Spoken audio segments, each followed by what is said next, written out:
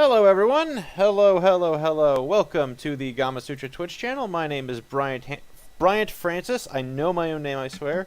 Your eternal voice in the void, if you will. But we're not playing Dishonored 2, so I have to stop talking about the void. We are playing Ark Survival Evolved. Few weeks ago, this game left early access, where it built a pretty successful following. And we're lucky enough today to be joined by one Jeremy Stieglitz. Jeremy, can you say hi for folks? Hello, everybody. And Alex, could you say hi? Because I think Yeah, people sure. need to know who you are too. In case anyone was curious, that's Jeremy. I'm Alex. My name is Alex Roy. I'm an editor at Gamasutra.com. Jeremy, thank you so much for joining us. It's been a long road for Ark. I remember seeing this game become a big deal in 2015, and now it's out. How you feeling? It's been about 2 years to get through early access to release on PC, Xbox, and PS4. I'm feeling good. I mean, it's kind of it's bittersweet, I suppose you might say. You always look at the missed opportunities along with the successes, things you could have done with the title, directions it could have gone. But we're really happy with the final result. We think we've done something that we're very proud of. Yeah, that's funny. It touches on a really interesting topic that I think is sort of unique to early access. Insofar as it seems like in talking to devs, most games aren't finished so much as they are released. A lot of devs have a hard time letting go and saying this is it. They want to get one more feature in, one more map or whatever. So, yeah, it's funny you say that. I was doing an interview a few weeks ago, and I mentioned kind of pretentiously that art is never finished; it's only abandoned. and the interviewer got really angry at me and actually said, "What do you mean the game's abandoned?" I'm like, "I didn't mean it that way." How dare you? But to your point, you always want to do more. You always, as a designer, as a developer, I think most designers and developers are very passionate about what they do, and we're trained to see the flaws in things, the flaws in the work, and we want to always say, how can we have made this better? And a lot of times the flaws are things that only we will notice. Other times they're flaws that everybody will notice. But I think, as probably is the case often in life, you have to kind of take a step back and look at the big picture, which is the game fun, and is it providing the experience that we originally set out to provide? And I think, for us at least on Ark, we feel like we got that. And that was really kind of one of the key drivers to when to leave early access was a big question, because especially with a game like Ark, it's very kind of open scope almost in a way, and you could almost say, well, let's just keep tuning or adding this or that feature. But we looked at it and we said, what were our original launch features at day one that we set out? We said we were going to have in the box game, on when we released early access day one. What did we say we were going to have when the game was finished? Are those things in there, and is the game fun? Is it running, as well as we can get it at the time, and is it relatively bug-free, to the extent that we could find bugs? Mm-hmm. When we answer those questions, we're like, okay, that's version 1.0 for us. But it's still not really the end of the road, honestly. We're right. Still doing updates, even then.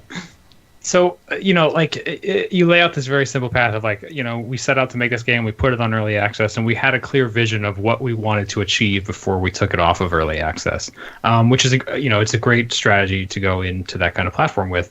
But, you had the game up for sale and playable for 2 years. So how did players' responses and feedback shape your understanding of that final vision? Did you change at all about what you thought Ark should be when it came out, or did you cleave to that original vision for the whole 2 years? I think definitely there's several key ways. I would say I'd kind of identify 4 key areas where players really had an impact on the game. All right, let's count them off, all 4. Yeah, well, a big one is just straight up balance. I mean, It's a big game, and we are a small company, small team. There's no way we could, I'm sure the game still has balancing issues like any game, especially at the high end meta game.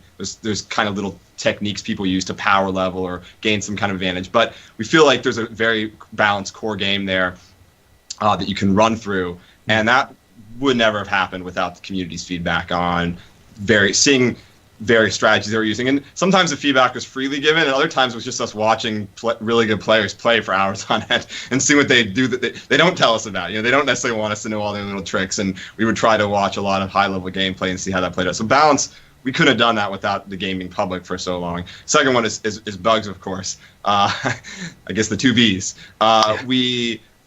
It's a big game, and we have a great QA team, but even getting it to the state it's at, where it runs and works, I don't know that we could have gotten that without the community's serious bug reporting and bug analysis over time, and we're immensely grateful for that. And obviously it's frustrating for the community at sometimes, because there were bugs that did go unaddressed for a while because they were very complicated, but eventually with the community's help we were able to hunt them down and squish them.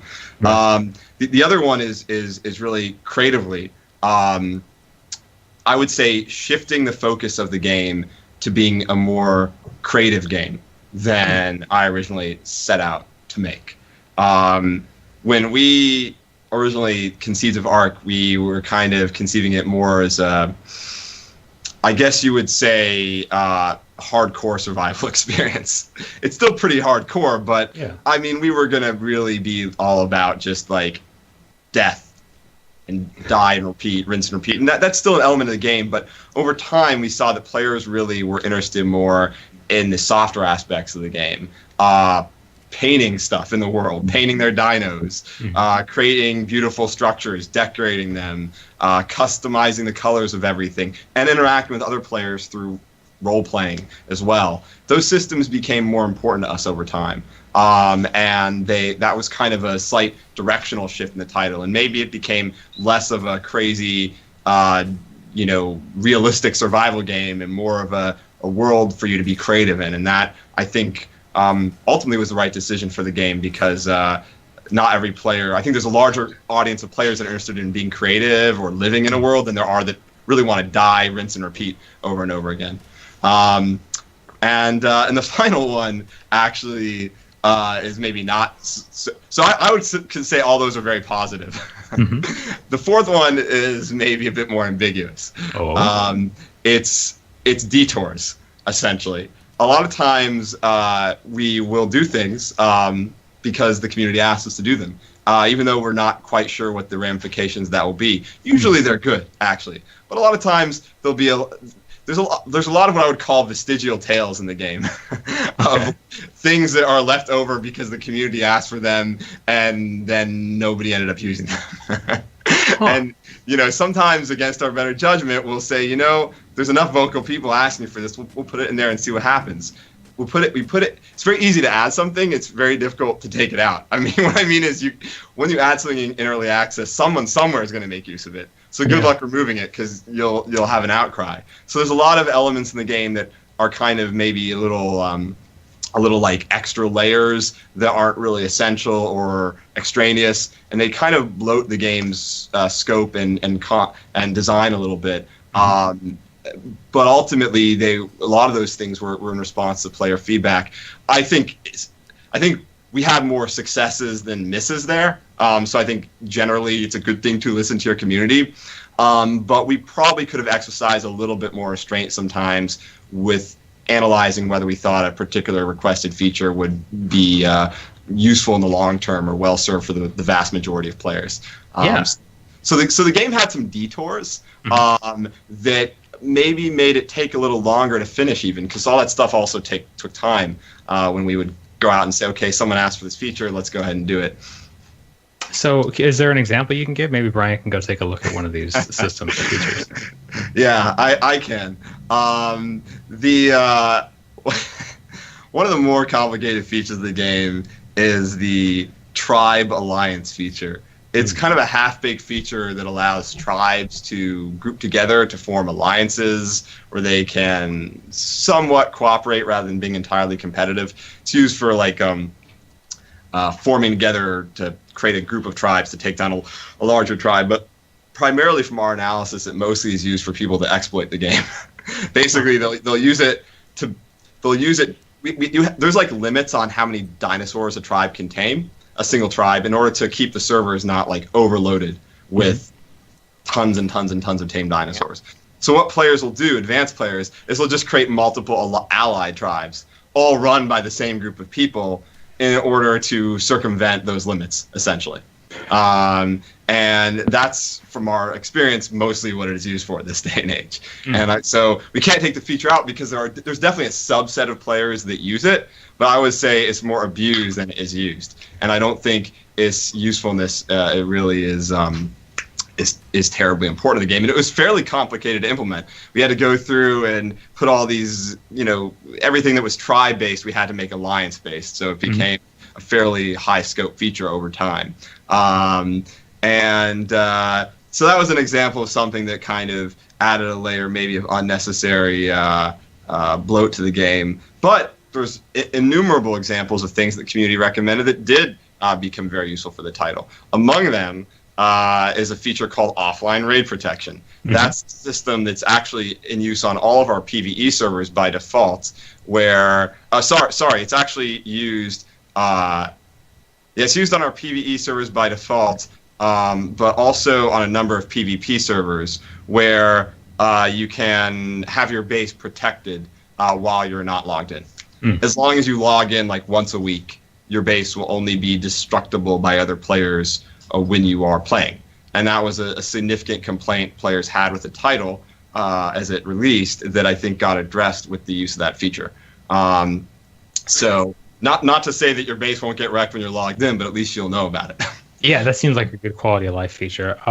It must be tricky. I know Ark has a very vibrant and excited community. We see there's a good number of folks in the chat right now throwing out questions. And I'd encourage that. We're happy to take questions from the chat to put to Jeremy. There's also, I think, some folks from Wildcard there in chat answering questions. So thanks so much. I kind of want to ask, when you have a community like that is so engaged with your work and so excited about it, how do you as a developer filter out what changes need to be made from what don't, if you know what I mean? Like as you're working through this process, how do you know when you're wrong, when you're right? We actually gave a GDC talk on that subject precisely, which was we implemented about halfway through, about a year in early access. We implemented a matrix, a kind of a decision matrix, or at least a scorecard, maybe is a better word, about features that we wanted to add to the game. And this could be features that we came up with or features that the community came up with. We didn't honestly discriminate. And basically by running it through the scorecard, we kind of would determine whether a feature was worth doing. And the scorecard, I don't have it fully memorized, the criteria for it, but it's in the GDC talk. But essentially it weighs different factors, such as how hard is it for us to do, how good of a job we think we can do with it, is the community really, is the community going to like this feature? Do we like this feature as a developer? And how essential is it for shipping? Those were kind of the key criteria, if I recall correctly. And they were weighted a little differently. Like maybe we weighted our own desire to do something a little more than the community's. I don't remember, sure. But ultimately they all played a role. And then we had like a minimum threshold that any feature had to meet in order to be included in the game. We would override that matrix on very rare occasion, but by and large we included a lot of features because of it, and we discarded a lot of features because of it as well. And it really proved useful. And it's interesting because that criteria helped us make decisions that maybe the community didn't like and still doesn't like, even potentially, but at least we internally feel were necessary for the longevity of the game. 2 examples. This is it's really tough as a developer to do something that you think is not in the nearest term interest of fun, but in the long term interest of balance. Sure. Sometimes it's really fun to run around and be super powerful in a game, but any designer can tell you that kind of breaks most gameplay if you keep that up for long enough. And so we had to do certain things balance-wise over the lifespan of the game that were and are controversial within the community. These include, early on, we basically majorly nerfed how powerful tame dinosaurs were. Tame dinosaurs originally were super powerful. They all became Terminators really fast, and it just eliminated all threat from the world very quickly. I mean, you can still get a really powerful dinosaur and feel not threatened after a period of time, but you have to work up to that. Originally, it was 5 minutes in, tame a dodo, and now you're Uber character with a dodo. Maybe that's a bit overstating it, but it was too much. So we had to nerf that early on. That was one of the first big balance controversies. And then a second one that this one actually ran through the Matrix explicitly was because we didn't have the Matrix for that first one. It was kind of actually developed in response to that. The second one, which was run through the Matrix, was we have flying characters in the game, pteranodons and Argentavises, all kinds of flying creatures. Many of them you can get on the back of them and fly yourself. And these creatures were really powerful. They were fast, they were strong, and they could fly like across the map without having to land. They were just like jet planes. And you didn't even have to work really to level them up that much. They pretty much started that way once you tamed them. And we felt that this flying capability was undermining a lot of the ground game that we really wanted to emphasize. Flying we wanted it to be an important part of the game, but we didn't want it to be overstressed at the expense of all the very interesting things you can do on the ground and the threats that you have to face on the ground. There's not as many threats in the air. And so we had to go through probably about 60 to 70% of the way through the game's development cycle and majorly nerf the flyers statistically across the board, as well as change how they level up so that you couldn't turn them into super fast jet planes. And that was one of the more controversial statistical changes we ever made because I don't deny that flying a super fast pterodactyl across the map in a minute is pretty fun. Yeah, it sounds rad. But it also undermines all of this other aspect of the gameplay. Now, on PC at least, we felt like if you want to have that kind of gameplay, there's a mod. There were plenty of mods that re-added it the very next day. So on PC, you could just go and mod it and have these flying creatures behave exactly as they were very, very quickly. On console, I will admit, you still can't make it function that way. You still can't get it back because we have a lot of options in the game. There are hundreds and hundreds of options you can change in the settings menu. It's almost overwhelming. But we didn't expose all of the options associated with that particular balance change. So we probably should still do that at some point. It's on our list. But that particular change was tough. So a lot of times decisions that we made through development were made with respect to an overall vision of what we wanted the title to be, but we're not necessarily 100% immediate. There wasn't necessarily immediate gratification associated with all those changes. And doing that in early access is tough. And honestly, I don't think we're the only developer who's had to go through that. I'm pretty sure most developers who've gone deep in early access have made decisions that they felt were within the best long-term design interests of the title, but were not necessarily immediately well received by the community. Yeah, no, I think it's a common stumbling block, let's say, and it's always interesting to see a game actually launch out of early access and sort of like hit full release. Although the notion of what a released game is versus an early access game is sort of really confusing these days. Something that jumps out to me as you were speaking. I was watching Bryant play. This is the Xbox version, I think, and I noticed there are a lot of engrams in this game, and this is like a really small, silly detail, but can I ask why you call them engrams? Because I'd never seen the word engram used before Destiny and now Ark. So I can't speak to Destiny because I've actually only played it very briefly, just mechanically to see how it kind of matched up to Halo. So I actually wasn't aware Destiny used that term. I probably should be. But it was, at least in Ark's case, it was named actually for Scientology. Not that I'm a Scientologist. But I always found that aspect of the belief system interesting. Not that I believe it, but that there could be engrams or buried memories, essentially, from past alien lives, I guess.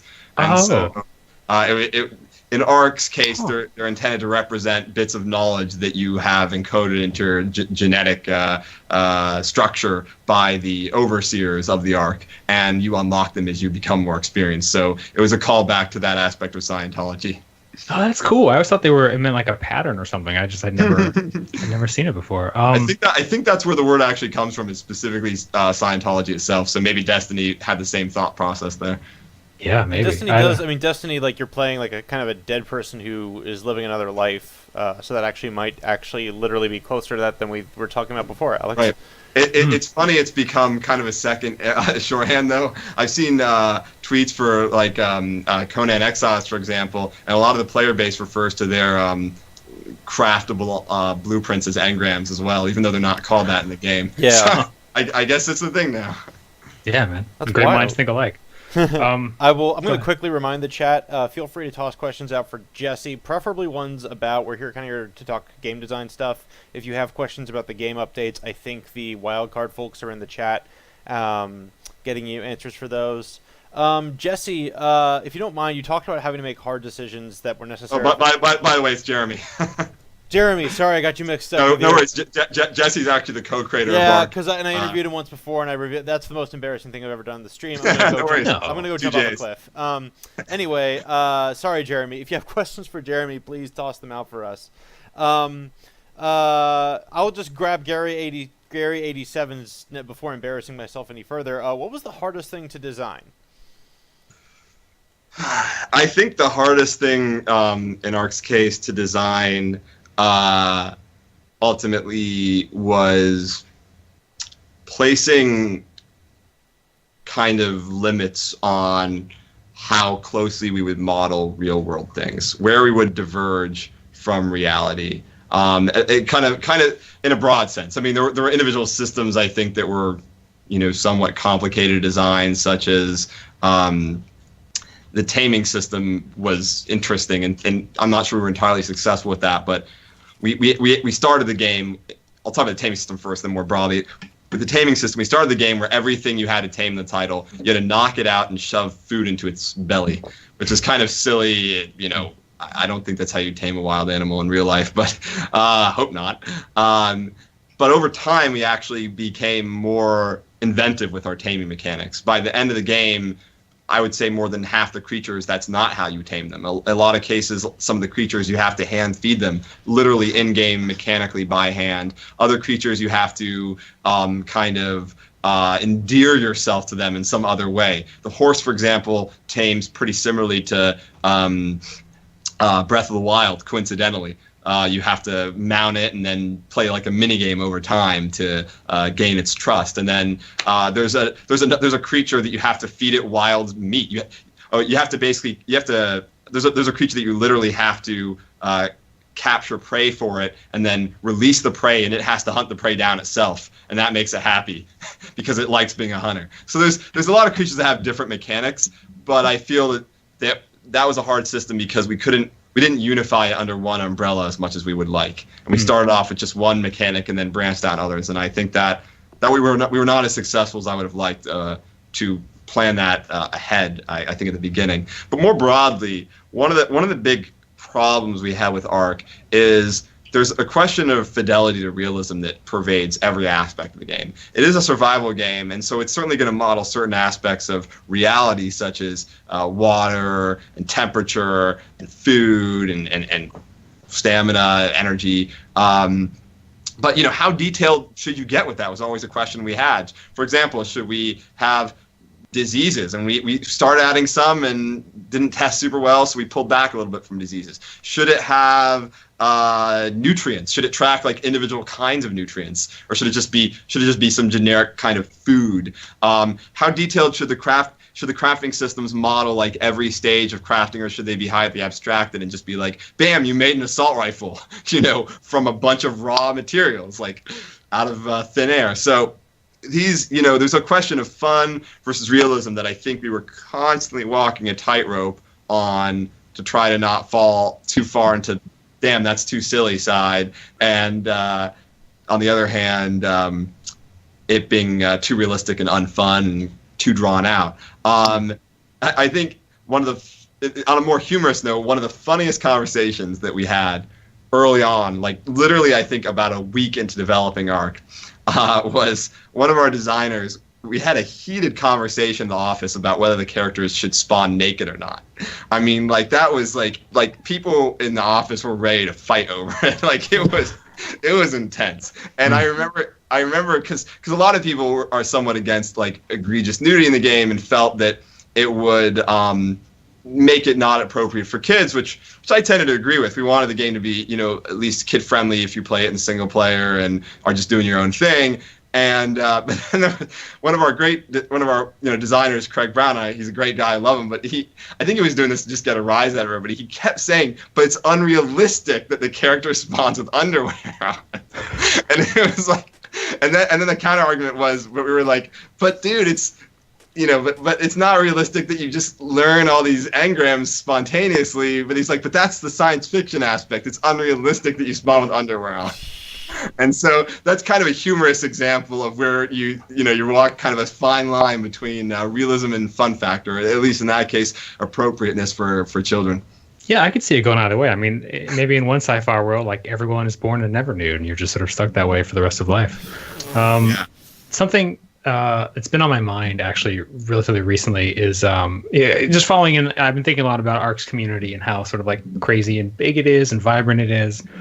We ran a story this week about just yesterday actually about Valve continuing to try and change the way they do Steam user reviews.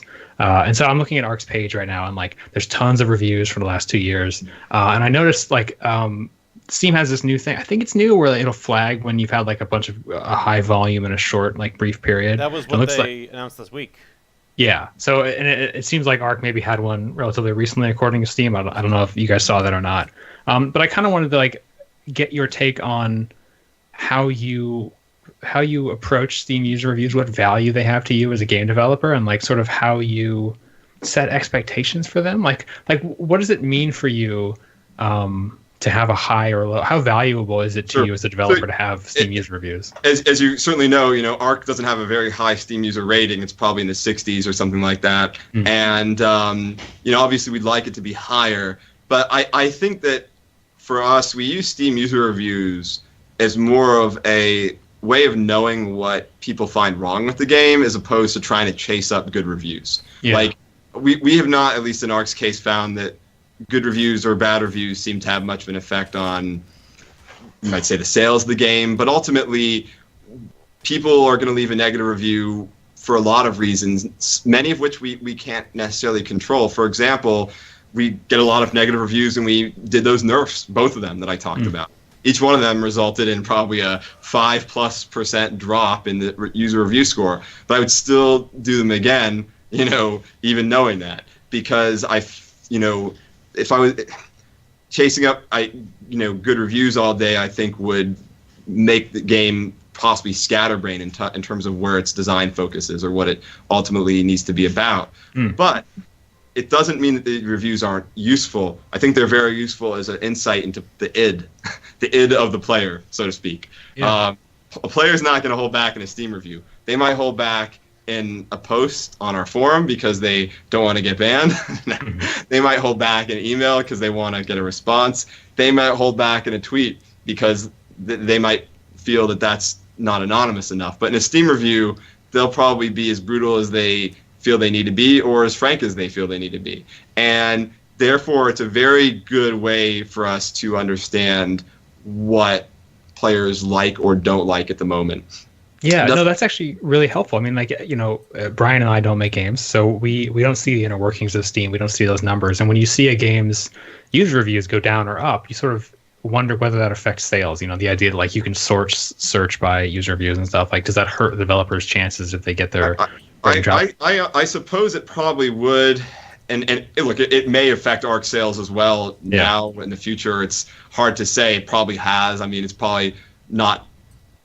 It's hard for me to look at the counterfactual and say, well, what would our sales be if we had a 90% review score? I don't know. Mm. But I do think that Ark probably benefits from a certain critical mass players to, draw new players in if they are interested in this kind of game.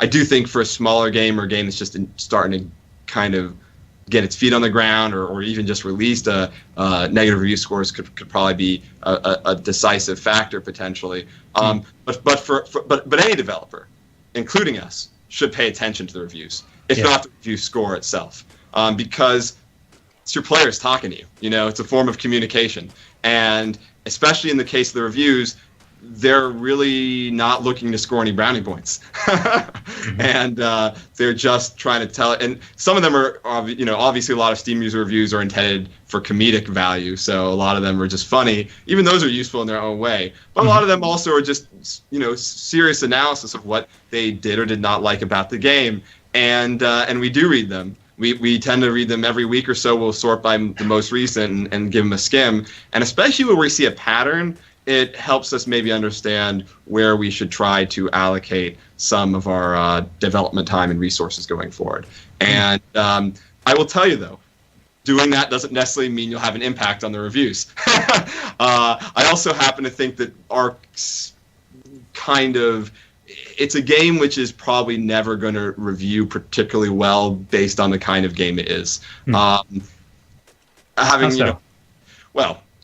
to put it bluntly, when you play Ark for a long period of time, sooner or later, something is going to frustrate you very much about the game. And it may not even be a flaw in the game itself, such as design or technical issue. It might just be that your favorite dinosaur got killed by a stray T-Rex, and you've put 30 hours into leveling up this dinosaur and breeding it and raising it from a baby, and now that dinosaur is dead and gone forever, and that's very frustrating.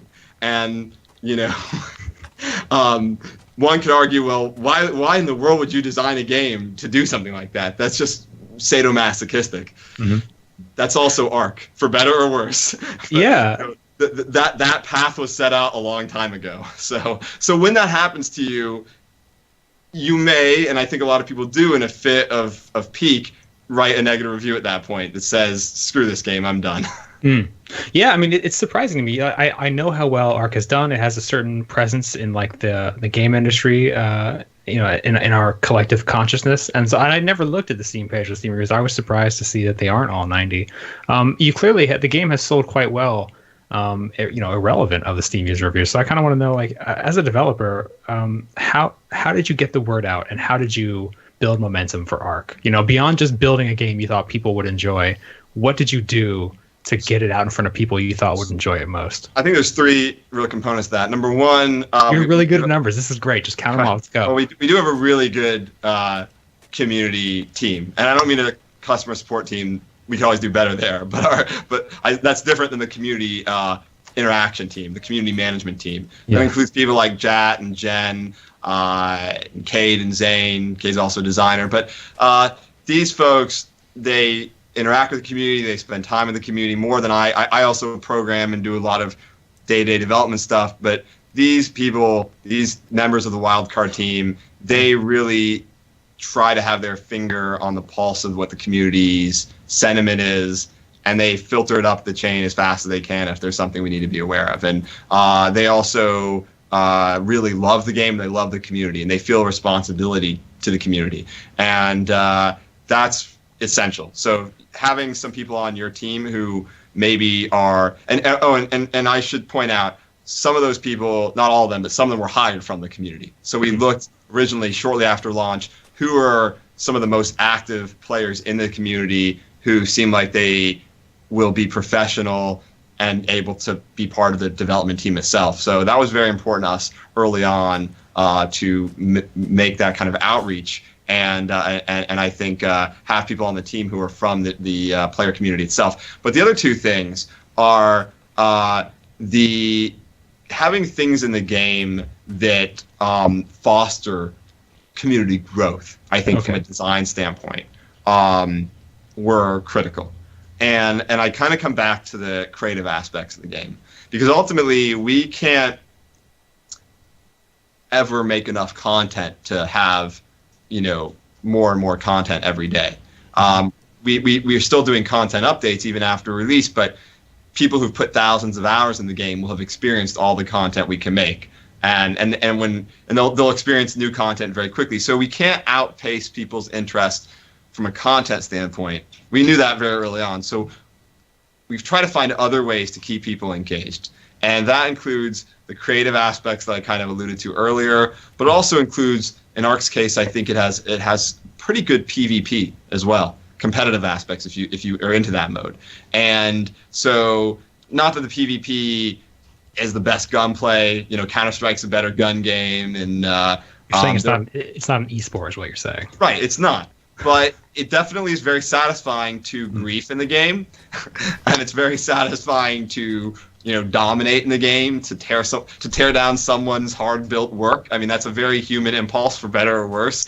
If you see someone build a sandcastle, someone else wants to come and kick it down. Sure. And the game really plays on that, and that stickiness really helped keep players engaged over long periods of time online. I think without those elements, people would run through the content and they'd move on more quickly to the next title. But the third thing, which I think is maybe even, it's not the most important, but very of equal importance, is the content creators. And I know there's a lot of talk these days about how to market and publicize a game in the new era of streaming and YouTube and social media.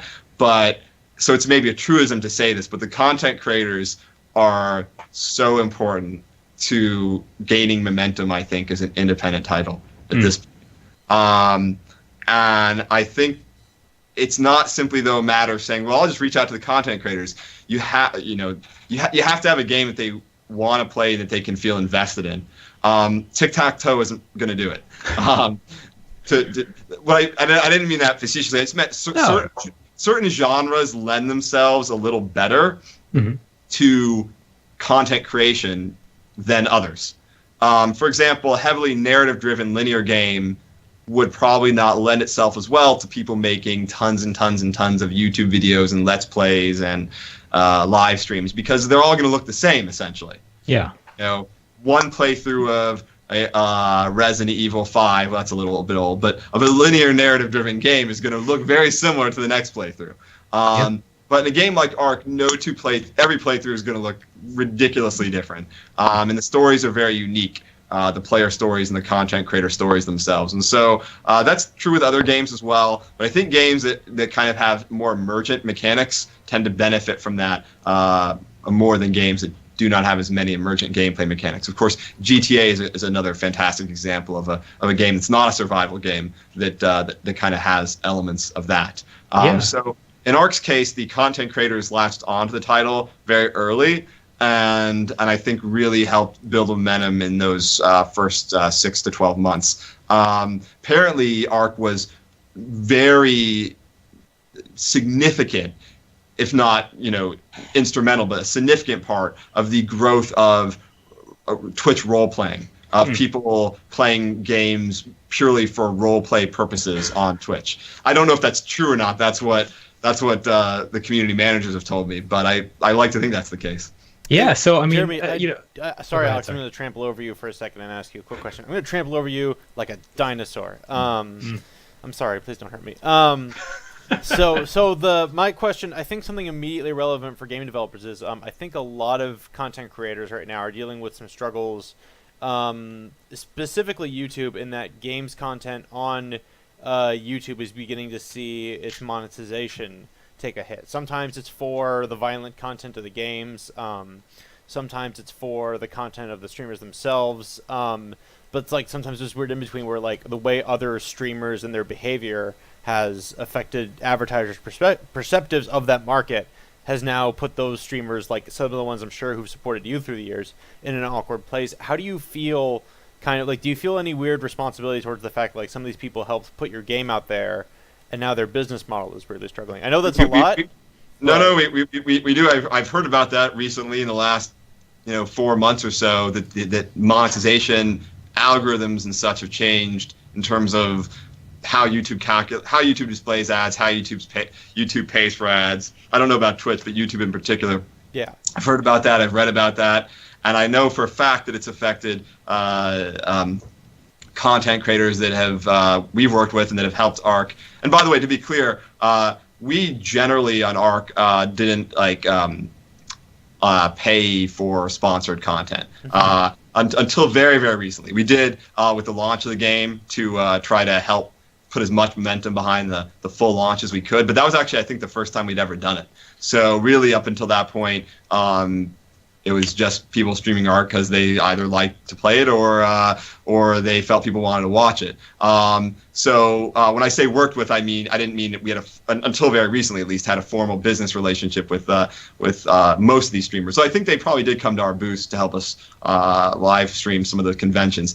But the bottom line is that hearing about what has taken place, I guess, recently with the business model is really upsetting. And I can only imagine feeling like it must feel like you have the rug pulled out from under you because you managed to work hard to make a career out of something that takes a lot of effort. It's hard to put yourself on camera probably for 8 to 10 to 12 or more hours per day every day and still be entertaining and thoughtful and funny. For these people who really been able to do that and make a career out of it to suddenly find that they, can't make a living doing that because of some arbitrary decision made probably without regards to what the players and viewers themselves want must really suck.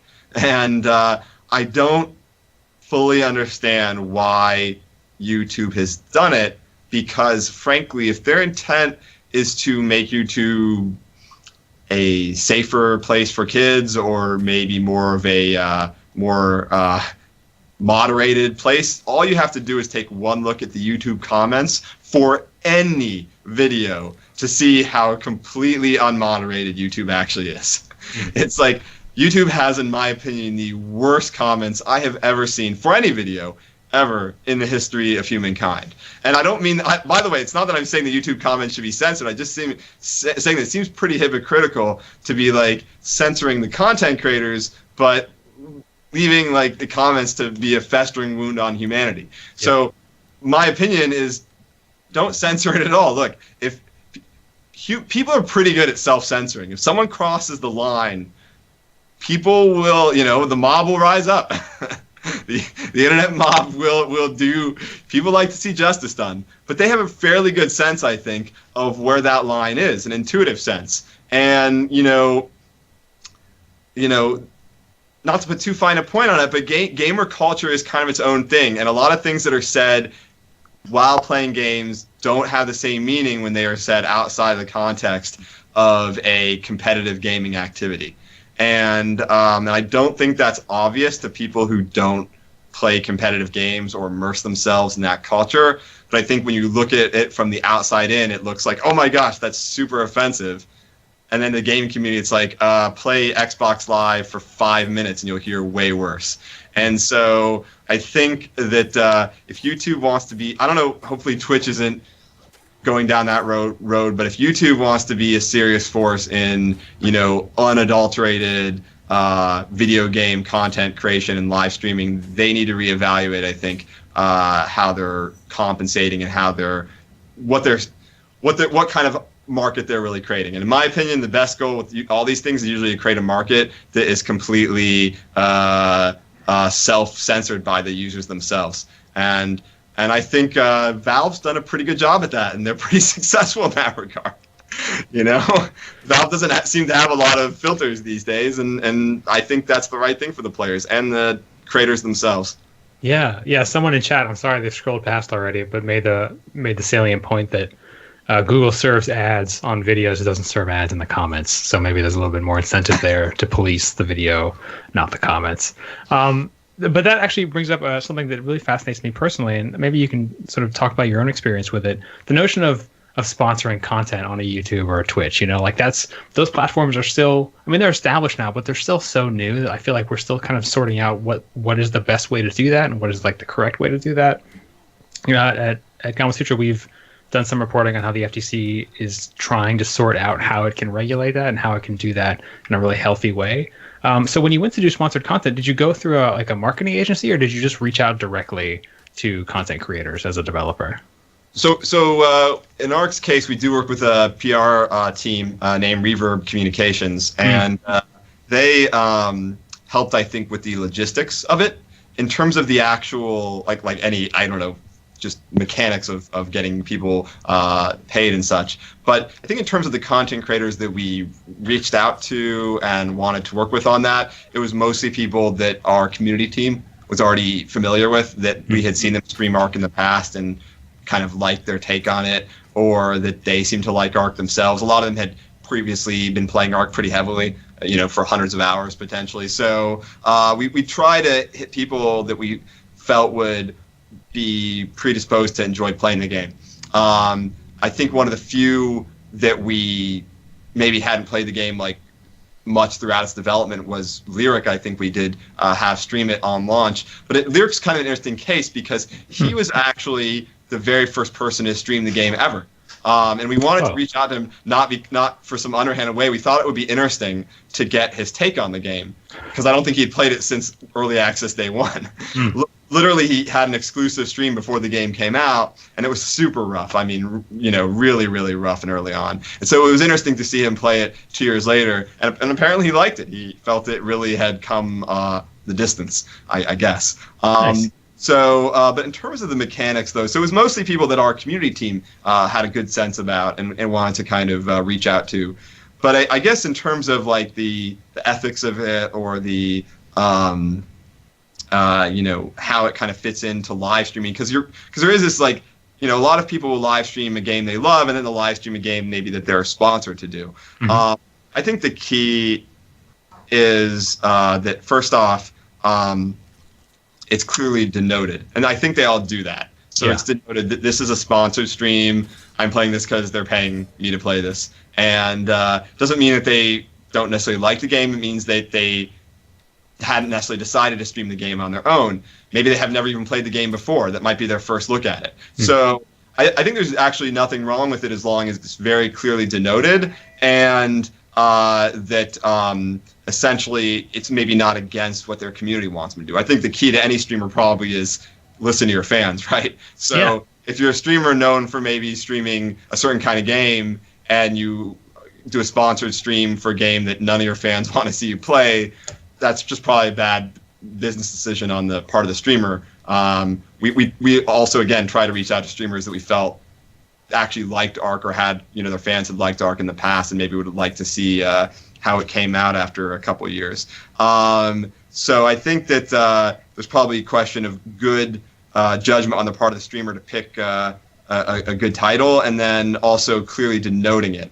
I think the problem is where maybe if there are any business relationships that are not clearly communicated to the viewer, that would be a problem. And I don't know if the solution is like actual regulation so much as a general policy that exists maybe on the streaming service itself. Maybe it should be incumbent on Twitch that if Twitch was to find out that sponsored streams were not denoted, that they take action or something like that.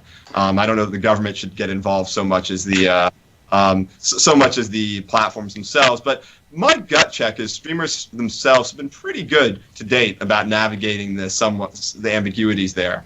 And I would give them a lot of credit for having an intuitive sense about what their player base would like to see. I mean, you don't likely become a successful streamer unless you can kind of understand your viewers. No, yeah, I agree. I think it's something that we should be talking about, but also like I think it's often a question of not so much malfeasance or malice, but just like people being naive. Like streamers maybe don't fully appreciate whether they should, the value of disclosure, and then maybe small devs don't really appreciate that they should be stipulating disclosure requirements and sort of what value that has on like the marketplace in general and customers. But it sounds like if you went to Reverb, I mean, like agencies like that probably are on top of this kind of stuff already. We're running out of time. Jeremy, I have a question. This is completely unrelated, so I apologize for making your brain shift gears really rapidly. I was talking with Swery, the Japanese developer who made Deadly Premonition. I was talking with PAX, and we were talking for a second about like how like games are now able to be released in these very unpolished states. You've been working in the game industry for a while. You've worked for different game companies. How do you feel about the fact that, like you've said, Ark is kind of never done? It'll eventually just be, like you said, it'll be forgotten at one point. What do you kind of think about the fact that, like, Ark, like, I'm playing the Xbox version right here. This is 1.0. And yet it's still, like, you could, like, if this were another game, you could look at these interactions, the way I hit things, and you could say, that's super unpolished, that needs more work. but everyone's pretty okay with this because that's what kind of the game's kind of been for a while. What's your take on, like, how do you feel about unpolished games and how people seem to be more cool with them now? I think in Ark's case, we really view it more like a game as a service as opposed to a game that necessarily has a definitive endpoint. Okay, we're done with it. We're never going to touch it again. I'm sure that day will come. But like I said, we kind of had to pick an arbitrary point and say it has the features and mechanics that we set out to do day one. It could always be better, but what's in there now matches our original launch goals for the title. And so you might say there's a good enough point. But indeed, that doesn't mean that we wouldn't and won't still refine things. We're still fixing bugs because, frankly, the community and us haven't identified all the bugs yet. Some bugs nobody's ever seen before. There are exploits that get reported to us every day, and 90% of them are not legit. They're just bad reports. But a few legit exploits, new exploits, get reported to us every week or so. And so still got to solve exploits, any bugs that come up. So basically, things evolve over time, especially with an online game. So I think with an online game in particular, I think as long as there's a significant number of people playing it, there's going to be some kind of evolution in the game itself, both technically and mechanically and from a balance standpoint. And why not? Because frankly, we benefit from keeping players engaged as long as they're still playing the game. And so I think with an online game in particular, anybody who's probably developed a fairly popular online game would say that you're always going to be tuning things in response to what players find and how they play the game over time. If you stop doing that, then you're just going to let the game die. So why even stop as long as people are still playing it? With an offline game, I think it's a little different. If the game's purely offline, you don't have as much incentive maybe to keep a live community really engaged. And admittedly, there's also less variables at work. So, for example, bugs maybe aren't found because there's not as many combinatorial possibilities. I would also say that a lot of the bugs that people find these days are related explicitly to little online circumstances. So I think with a live online title that has an active player base, any developer would be well served to continue to iterate regardless of whether the game is in early access or released. To be honest, I always kind of find it odd when a live online game just straight up gets a sequel that doesn't really maybe do that much different than the original. I kind of more think about well, why not just continue to improve the original title? Or if it's necessary to have content to keep the development studio open, just release expansion packs, for example. So in Ark's case, I foresee a lot of continued tuning and balancing and indeed content additions because it is an online game. And I think that games tend to operate that way, especially live titles these days, more as a service than as a one and done, release and forget and move on type scenario. But I think that online titles are more so in that regard. Certainly, that's how we're treating Ark for the foreseeable future. Yeah, I think you're probably right. We should probably wrap up. This has been a really good hour. Thank you so much, Jeremy, for your time. Brian, do you want to slip in any last questions? I'm not seeing anything in chat here. No, yeah, I think we're doing pretty good. Jeremy, thank you so much for joining us, and I'm really sorry for getting your name wrong earlier. No worries. Thank you guys so much. I hope you enjoyed the game, and thanks everybody for watching. Yeah. Brian, I feel like there's a thing we should say at the end of streams. Right. Are we good at social media? Should people comment, and subscribe? I feel like... Should they do things? I don't know. You've been listening to the Gamasutra Twitch channel. We thank you all of you for joining us today. We're super pumped to get to talk with you all about the art and business of making games. You can read more articles like this stream on gamasutra.com. We're also going to be posting the video from this chat over there if you want to watch it from the beginning. And if you would be so kind, if you could click the follow button on Gamasutra.com. We do a lot of chats with a lot of different developers, early access games, single-player games, AAA games, indie games, you name it, we got it. and we would love to bring you back and share with you more secrets of game development. So with that, Jeremy, I'm sure the community team actually has a lot of great answers for this question, but if they have more dev questions about like the dev and design of this game, where should they talk to you? Twitter is a great place, and we also do a weekly Q&A, actually, with me usually on the Community Crunch, so they can post questions on our forum, and there's usually a sticky topic that says Ask the Devs, and we try and answer questions every week in the Community Roundup. So that's a good place to reach me as well. Awesome. Well, thank you so much. Everyone, have a good day. Bye. Bye.